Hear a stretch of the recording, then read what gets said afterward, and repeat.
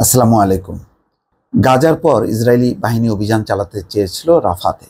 যেই রাফা সবচেয়ে ঘনবসতিপূর্ণ একটি এলাকা। ৩ লাখ সেখানে স্থায়ী বাসিন্দা আছে এবং এখন এর সাথে যুক্ত হয়েছে আরও ১২ থেকে ১৩ লাখ উদ্বাস্তু। তার মানে একেবারে গিজগিজি অবস্থা। সেই জায়গায় যদি অভিযান চালানো হয় তাহলে কি পরিস্থিতি হবে? ব্যাপক রক্তপাত হবে, ব্যাপক হতাহতের ঘটনা ঘটবে। তো ইসরায়েলের সবচেয়ে বড় ভরসা ছিল হচ্ছে মার্কিন যুক্তরাষ্ট্র। সেই মার্কিন যুক্তরাষ্ট্র বলেছে যে তারা কোনোভাবেই এই রাফাতে ইসরায়েলের অভিযান তারা সমর্থন করবে না। বলা হচ্ছে যে অবরুদ্ধ গাজা উপত্যকায় রাফা সীমান্তে ইসরায়েলি অভিযান চালাতে না করেছে যুক্তরাষ্ট্র। বুধবার ইসরায়েলি প্রধানমন্ত্রী বেনিয়ামিন নেতানিয়াহুর সঙ্গে বৈঠকে এই বার্তা দিয়েছেন মার্কিন পররাষ্ট্রমন্ত্রী অ্যান্থনি ব্লিংকেন। পররাষ্ট্র মন্ত্রণালয়ের পক্ষ থেকে জানানো হয়েছে, যুক্তরাষ্ট্র গাজার দক্ষিণাঞ্চলীয় শহর রাফায় স্থল হামলার জন্য ইসরায়েলি নেতার আহ্বানের বিরোধিতা করেছে।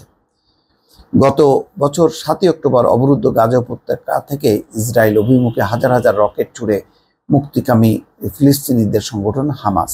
এতে ইসরায়েলের নিহত হয়েছে ১,৪০০ জন। এরপরই বছরের পর বছর ধরে গাজায় চলা সামরিক পদক্ষেপ জোরালো করে, অর্থাৎ তারপর মাসের পর মাস করছে এবং ইতিমধ্যে এটা ৬ মাস পার হয়েছে। এতে প্রাণ হারিয়েছে ৩৪,০০০-এর বেশি ফিলিস্তিনি, আহত হয়েছে ৭৪,০০০-এর বেশি মানুষ। হতাহতদের বেশিরভাগই বেসামরিক, তার মধ্যে নারী শিশুদের সংখ্যা উল্লেখযোগ্য। এবং এরপরেই কিন্তু এখন বিশ্বজুড়ে প্রচণ্ডভাবে নিন্দা চলছে। খোদ মার্কিন যুক্তরাষ্ট্রে ক্যাম্পাসে ক্যাম্পাসে ব্যাপকভাবে বিক্ষোভ চলছে। যুক্তরাষ্ট্র, জাতিসংঘ এবং অসংখ্য বিশ্ব কর্মকর্তা রাফায় হামলার বিরোধিতা করেছেন। ১০ লাখের বেশি ফিলিস্তিনি শরণার্থী রাফায় আশ্রয় নিয়েছেন। ধারণা করা হয় আরও ২-৩ লাখ বেশি উদ্বাস্তু সেখানে ইতিমধ্যে আশ্রয় নিয়ে আছেন। এদের মধ্যে অনেককে যুদ্ধের প্রথম সপ্তাহগুলোতে গাজার উত্তরাঞ্চলে তাদের ঘর বাড়ি থেকে পালিয়ে যাওয়ার জন্য ইসরায়েলি সেনাবাহিনীর নির্দেশ দিয়েছিল। নেতানিয়াহু বলেন, গাজায় হামাসের নিয়ন্ত্রণ মুছে ফেলার ইসরায়েলের লক্ষ্য পূরণের জন্য এই আক্রমণ প্রয়োজনীয়। অর্থাৎ তারা বলছে যে যদি রাফাতে তারা অভিযানটা করতে পারে তাহলে হামাস একেবারে পুরোপুরি নির্মূল হয়ে যাবে। এই যুক্তি তুলে ধরে সে রাফাতে আক্রমণ করতে চায়। হামাসের সাথে যুদ্ধবিরতি এবং জিম্মি মুক্তি চুক্তি থাকুক বা না থাকুক, এটি ঘটবেই তিনি বলেন।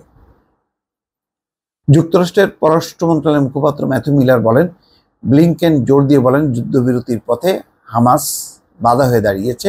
প্রায় ৭ মাস ধরে চলা যুদ্ধ কয়েক সপ্তাহ বন্ধ রাখার একটি পরিকল্পনা গ্রহণ করতে হামাস অস্বীকৃতি জানিয়েছে। পাশাপাশি হামাস ইসরায়েলের কারাবন্দী ফিলিস্তিনিদের মুক্তির বিনিময়ে জিম্মিদের মুক্ত করতে ব্যর্থ হয়েছে। তবে যুদ্ধবিরতির জন্য ব্লিংকেন হামাসকে দোষারোপ করলেও মিলার বলেন, যুক্তরাষ্ট্রের শীর্ষ কূটনীতিক নেতানিয়াহুকে বলেছেন, যুক্তরাষ্ট্র গাজার দক্ষিণাঞ্চলীয় শহর রাফায় স্থল হামলার জন্য ইসরায়েলি নেতার আহ্বানের বিরোধিতা করছে। দেখা যাক এখন এই যুক্তরাষ্ট্রের বিরোধিতাটা কাজে লাগে কিনা। নেতানিয়াহু যদিও বলেছেন যে তারা কারো কথাই শুনবেন না, কারোর কথাকে পাত্তা দিবেন না, তারা চালাবেনই অভিযান রাফাতে। দর্শক, ভালো থাকবেন। আল্লাহ হাফেজ।